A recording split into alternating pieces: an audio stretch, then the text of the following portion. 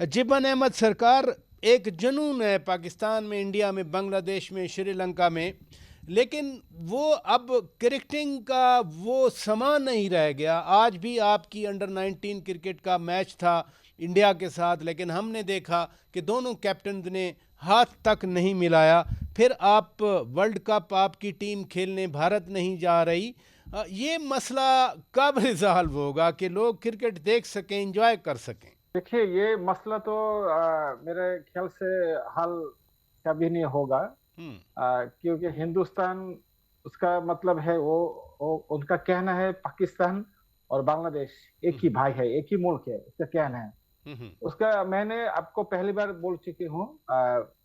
हिंदुस्तान को उसका जो पार्टी है अवामी लीग, वो तो हम्म। फरार हो गया है। वो ज्यादा नाखुश है हम्म। इंटी गवर्नमेंट के साथ। पाकिस्तान के जो क्रिकेटर है, उसका जो आर्टिस्ट है, उसके साथ रिलेशन ज्यादा बढ़ चुकी हैं। इसलिए वो ज्यादा नाखुश है। वो चाहते हैं कि उसका इशारों पर सब चलते हैं। आप देखिए कि मुस्तफिज को जो आईपीएल में बैन कर दिया, किसके कहने पर? मोदी हम्म। के कहने पर। उसके हिंदुइज्म वहां से फंडामेंटलिस्ट जो बीजेपी का जो पार्टी है, उसके कहने पर ये मसला चलते रहेंगे। जब इलेक्शन होगा, उसके बाद देखा जाएगा कौन पार्टी होगी। अब बीएनपी आ जाए तो हो सकते हैं हिंदुस्तान के साथ रिलेशन नॉर्मलाइजेशन हो जाएंगे। हम्म। अगर जो इस्लामी पार्टी आएंगे, जमात इस्लाम और अदर्स पार्टी आएंगे, तो मुझे ये महसूस हो रहा है कि रिलेशन अच्छे नहीं होगा। आप देखिए, इलेक्शन के जब इलेक्शन हो गए, इसके पहले कोई दहशतगर्द हो सकते हैं, क्योंकि आपको जानते हैं इधर में ज्यादा रिसर्च एनालिसिस विंग का इन्फ्लुएंस ज्यादा है, अभी भी है उसका। इतने आवामी लीग तो पार्टी का जो बड़ा लीडर है, वो तो फरार हो गया है।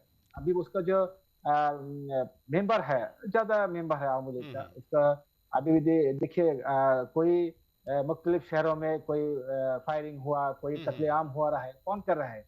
उसका इनको ज्यादा रॉ रॉ नहीं कर रहा है। तो ये जो रॉ नहीं चाहते। पाकिस्तान ने ऑफर की थी कि बांग्लादेश अपने मैचेस पाकिस्तान में आके खेले, आईसीसी का, आई अंडरस्टैंड, कोई डेलीगेशन भी, इंटरनेशनल क्रिकेट काउंसिल का डेलीगेशन आने वाला है बांग्लादेश में।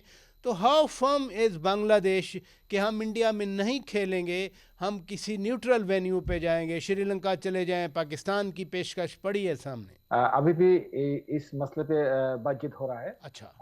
अब अगर वो पाकिस्तान जाकर खेलेंगे, तो हम्म। उनका क्या, हिंदुस्तान का कहना है, उसका जो फॉरेन एडवाइजर है, उनका क्या, देखिए मैंने बोला अभी भी इस पाकिस्तान हो गया है। हम्म। उसका कहना है कि अब जो इंटरम गवर्नमेंट है, वो पाकिस्तान की तरफ चला गया, वो उनका कहने पर सब कुछ होता है, वो ज्यादा बिगड़ जाएगा। इसलिए ये मसला के हल करना चाहिए। वो जस्ट स्ट्रेटेजिकली ये कर रहे हैं, जो मसला हम देख रहे हैं, जो पाकिस्तान के साथ खेलेंगे और श्रीलंका हम्म। जो अच्छे होगा। हम्म। इसलिए मसला ये हिंदुस्तान की मसला है। हम्म। मेरा तो नियर बाई पड़ोसी मुल्क तो वो ज्यादा वो अच्छे कंट्री नहीं है, वो तो हम्म। एंटी मुस्लिम, आप जानते हैं। जो टूडे भी एक मुस्लिम को हम्म। मुस्लिम होने के बावजूद उसको सबके सामने कत्ल किया, हम्म। हिंदू पार्टियों के सो मेंबर ने। सो बातचीत आप कह रहे हैं जारी है। एम्बेसडर रफ़ीज़ुमान सिद्दीकी साहब, ये पाकिस्तान और बांग्लादेश, इनका ताल्लुक जैसे भी बढ़े नए इलेक्शन के बाद, लेकिन सार्क की मैं बात कर रहा था जिबन अहमद साहब के साथ, आप भी बांग्लादेश में रहे हैं। सार्क मोटर व्हीकल एग्रीमेंट, उस पर साइन होने बाकी हैं, बाकी तो सब कुछ है। इसी तरह से सार्क ट्रांसपोर्टेशन एग्रीमेंट है, ट्रेनें चलना थी, लेकिन कुछ भी नहीं हो सका। तो भारत आए, सार्क में आए, ताकि ये सारे मामलात आगे बढ़ें।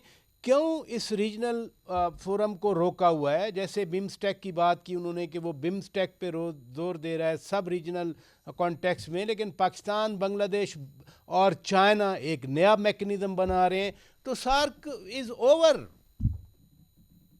जी, सार्क मेरे ख्याल से एक डेड हॉर्स है। हम्म। देखिए, 2016 में समिट, जो सार्क समिट थी, वो पाकिस्तान में जी जी। होना थी। और उसी जमाने में मेरा transfer as additional, I was working in the ministry as additional foreign secretary for Europe. और मेरी पोस्टिंग अनाउंस हुई थी उसी जमाने में, बल्कि आप ही ने सबसे पहले मुझे ये खबर दी थी ढाका की। और हम जा रहे थे ढाका अपने बायलैटरल कंसल्टेशंस के लिए। जी जी।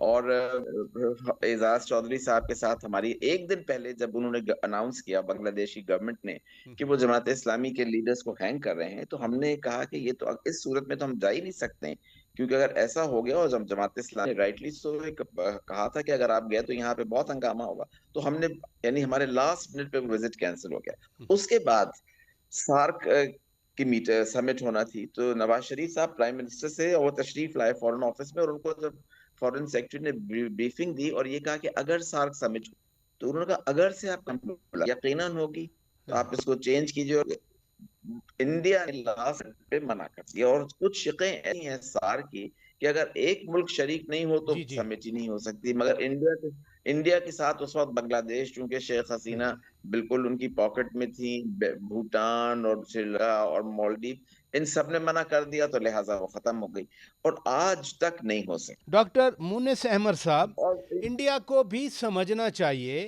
कि खित्ते की एक बाइंडिंग फोर्स क्रिकेट है, वो इस बाइंडिंग फोर्स को प्रमोट करे, बजाय इसके कि डिवाइसिव ऐसी पॉलिसी बनाई जाए। पहले पाकिस्तान नहीं जा रहा इंडिया, इंडिया पाकिस्तान नहीं आया, अब बांग्लादेश भी क्रिकेट वर्ल्ड कप खेलने वो भारत नहीं जा रहा।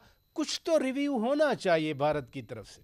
देखिए, ये रिव्यू उस वक्त होगा, जरा इंतजार करना पड़ेगा कि जब ये रिजीम चेंज होगी, जब भी इलेक्शंस होते हैं इंडिया में, और जो बीजेपी गवर्नमेंट जो है वो मोदी, खासतौर पर नरेंद्र मोदी की हुकूमत खत्म होगी, तो उसके बाद तवक्को रखनी चाहिए कि जो भारत की सोच पिछले 10-15 सालों से है वो तब्दील होगी। उससे पहले तो नहीं होगा, क्योंकि मोदी के होते हुए मुझे नहीं लगता कि भारत की सोच जो है वो तब्दील होगी, नंबर एक। नंबर दो ये है कि यानी अगर बांग्लादेश के खिलाड़ियों ने इंडिया के खिलाड़ियों से हाथ नहीं मिलाया, जी हाँ, ठीक है ना, जी हाँ। तो उस पे भी भारत में ये कहा जा रहा है कि पाकिस्तान की वजह से हाथ नहीं मिलाया। तो पाकिस्तान का क्या इतना असर रसूख है बांग्लादेश पे कि वो सारे के सारे जो फैसले हैं वो पाकिस्तान के कहने पे कर रहा है? ये मेरे ख्याल में बहुत ही एक ऐसी सोच है नापुख्ता किस्म की, जो कि भारत के जो इदारे हैं और जो इसके मीडिया हाउसेस हैं